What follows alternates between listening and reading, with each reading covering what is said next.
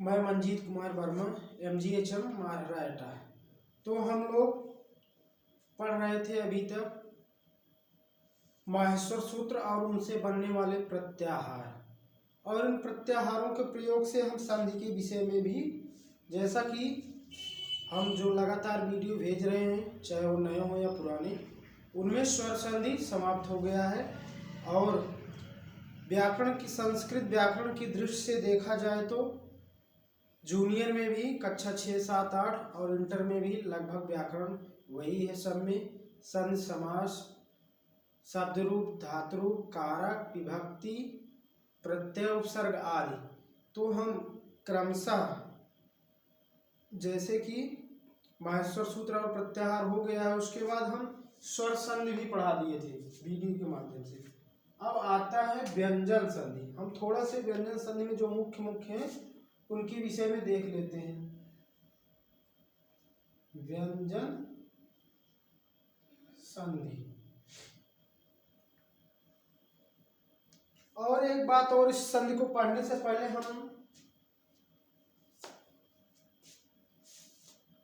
पंच वर्ग को पढ़ लेते हैं, क्योंकि इसमें बार बार वर्ग आएगा। जैसे हमारे हिंदी वर्णमाला में या संस्कृत वर्णमाला में 5 वर्ग हैं। प्रत्येक वर्ग में 5 वर्ण हैं। कुचु, टू, तु, पु, ये वर्ग हैं। कु, चु, टू, तु, पु।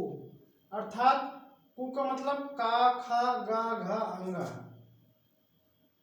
इसमें आएगा का, खा, गा, घा, अंगा। इसमें ये आएंगे इतने 5, का, खा, गा, घा, अंगा। इसमें 5 आएंगे। और इसी प्रकार च वर्ग में भी च, छ, ज, झ, ञ। इसी प्रकार से टू वर्ग में ट, ठ, ड, ढ, ड़। तु वर्ग में त, थ, द, ध, न। और पु वर्ग में प, फ, ब, भ, म। प, फ, ब, भ और म। इसी प्रकार से प्रत्येक वर्ग में 5 वर्ण आएंगे और इन्हें स्पर्श व्यंजन कहते हैं। का से कादेव मावसान, अर्थात का से लेके मा तक ये 25 वर्ण। 5 इसके, 5 इसके 10, 5 15, 5 20, 5 25। ये जो कु, चु, टू, तु, पु, ये 5 वर्ग हैं। इनमें प्रत्येक में 5 है। इस प्रकार से 25 वर्ण हुए। तो इनको ध्यान रखना है, क्योंकि व्यंजन संधि में इन सब का प्रयोग होगा। तो ये हो गया वर्ग। अब इसी के सहारे, इसके माध्यम से हम व्यंजन संधि में सबसे पहले है सत्व संधि, स्तुत्व संधि है।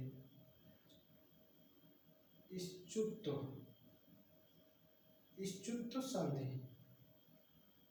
स्तुत्व का मतलब होगा तालव्य सा और च वर्ग हो जाए। अब इसका सूत्र देखिए क्या है। स्तो चुनाश्चु, स्तो चुनाश्चु, तो चुनाश्चु, चुनाश्चु। अब इसका मतलब देखो, ये तू है जो आधा सा है, दंत सा, और ये ता। तू का षष्ठी और सप्तमी द्वितीय में हो जाएगा ओ, अर्थात तू का तो हो गया, तो हो गया। तो इससे स्पष्ट है, इसकी परिभाषा हो जाएगी दंत सा या तू वर्ग का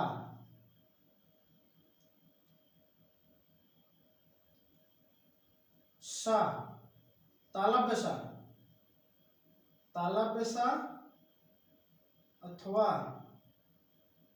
च वर्ग, चु वर्ग।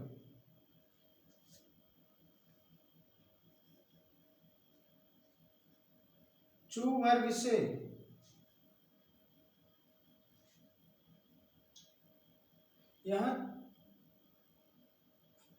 चू नहीं लिखा जाएगा, चा, क्योंकि कुछ टू तू पू, कु लिखने का मतलब पांचों आ जाते हैं और तू लिखने का मतलब पांच, तो वर्ग कहने की जरूरत ही नहीं होगी। इससे वर्ग का कहना है ता वर्ग चा वर्ग, अर्थात दंत सा और ता वर्ग का तालव्य सा और चा वर्ग से संयोग होने पर, अब इसमें आगे पीछे से मतलब नहीं रहेगा, पहले ये आए उसके बाद ये आए, चाहे जो भी आगे पीछे जैसे भी आए, अगर इन वर्णों का संयोग होता है, संयोग होने पर दंत सा और ता वर्ग के स्थान पर क्रमशः क्या हो जाएगा, तालव्य सा और चा वर्ग। अब इस क्रमशः हमने क्यों लिखा, हो जाता है, क्रमशः हमने क्यों लिखा, क्योंकि अगर मान लो सा वर्ग दंत सा और तालव्य सा का मेल होता है, इसके बाद ये सा आता है तो ये तालव्य सा हो जाएगा, और ता था द ध न के बाद क्रमशः च छ ज झ ञ जो भी आए वही क्रम का वही हो जाएगा। मान लो ता का चा से संयोग होता है तो चा हो जाएगा, ता के बाद मान लो य आया, चा छा जा झा अड़ा तो अड़ा हो जाएगा, ता था दा धा ना, मान लो ना के बाद या चाहे जिस वर्ग के बाद जिस वर्ग का जो वर्ण आएगा बाद में वही हो जाएगा। जैसे हम उदाहरण देखते हैं, उदाहरण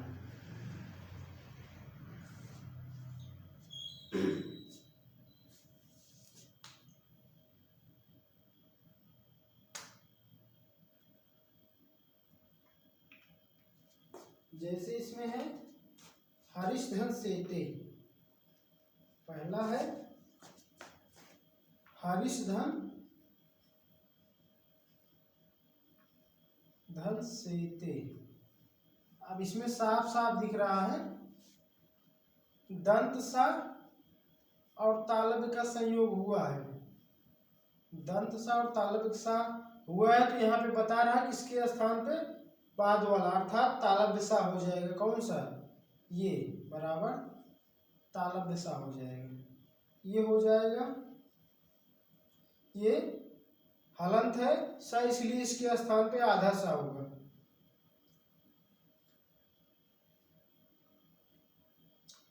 हरिशधन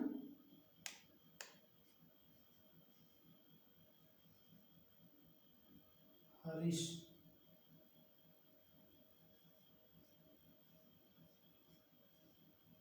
हरिश्चेते हो जाएगा। क्या हो जाएगा, दंत सा के स्थान पे जब तालव्य सा का संयोग होता है तो ये भी तालव्य सा हो जाएगा, और ये हलंत है अर्थात आधा सा इसलिए आधा सा ही होगा। यदि पूरा होता तो इससे क्या होने लगता, तब इसमें स्वर संधि होने लगती, व्यंजन रह ही नहीं जाता, इसलिए व्यंजन के स्थान पे आधा व्यंजन है तो आधा ही आएगा। अब इसके बाद हम देखते हैं अगला राम सत धन चित। अगला उदाहरण सत धन चित, सत धन चित। अब इसमें ता के बाद ता वर्ग में कोई भी पांचों में से कहा है कोई भी, लेकिन इसमें पहला ही आया है ता के बाद चा आया है, क्या आया है, ता का चा से संयोग हुआ है, तो क्या हो जाएगा, आधा चा हो जाएगा। हलंत है तो हलंत के स्थान पे हलंत ही है, हलंत मतलब आधा, तो इसका हो जाएगा, अब ता का क्या हो गया, चा, चा पूरा नहीं आधा, पूरा होने का मतलब उसमें स्वर लग जाएगा तो व्यंजन संधि रह ही नहीं जाएगा, इसलिए हो जाएगा बराबर सचित, सचित। दो उदाहरण हो गए हरिश्चेते सचित, एक और देख लेते हैं, रामश्चिनोति। एक उदाहरण और। वैसे इंटर की किताब में 4 उदाहरण दिए गए हैं। अक्सर परीक्षा में वही उदाहरण आते हैं जो किताब में रहते हैं, इसलिए किताब में जो उदाहरण दिए गए हैं उन्हें नोट्स पे जरूर लिखें। रामश्चिनोति।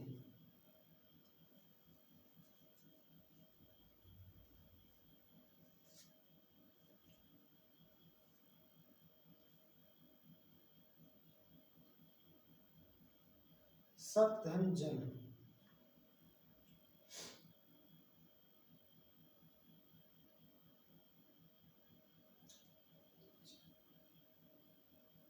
एक और देख लेते हैं, रामस धन चिनोति।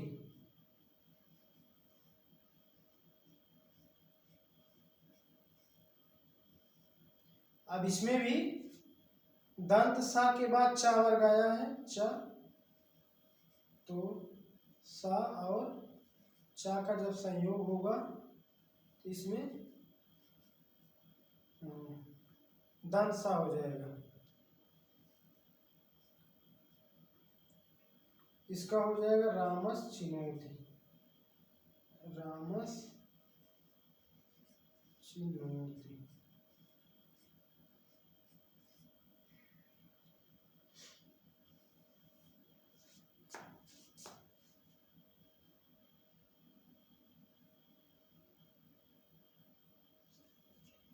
इस प्रकार से इससे स्पष्ट हुआ कि सा या ता वर्ग का जब तालव्य सा और चा वर्ग से संयोग होगा तो उसके स्थान पे किसके, दंत सा और ता वर्ग के स्थान पे क्रमशः सा, तालव्य सा और चा वर्ग हो जाएगा।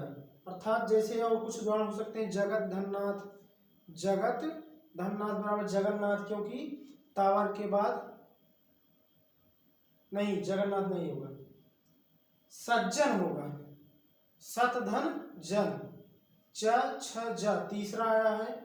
तो इस प्रकार से तो अभी हम केवल इतने उदाहरण देखते हैं। हमारे किताब में केवल 4 उदाहरण दिए गए हैं, जिनमें से